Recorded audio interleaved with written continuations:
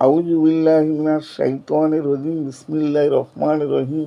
আউযু বিল্লাহি মিনাশ শাইতানির রাজিম বিসমিল্লাহির রহমানির রহিম। বিসমিল্লাহির রহমানির রহিম।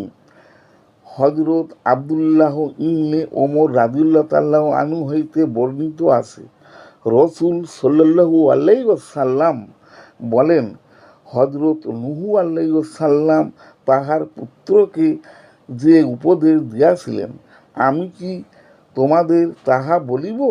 সাহাবাগণ বলিলেন, বলুন হে আল্লাহর রসূল।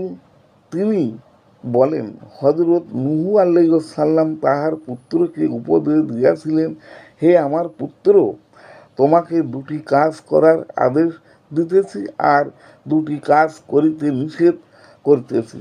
তোমাকে লা ইলাহা ইল্লাল্লাহু কালেমা বলার আদেশ দিতেছি, কারণ এই কালেমা এক পাল্লায় রাখিয়া অন্য পাল্লা যদি সমগ্র আকাশ জমিন রাখা হয়, তবে কালেমা রাখা পাল্লা অধিক ভারী হইবে।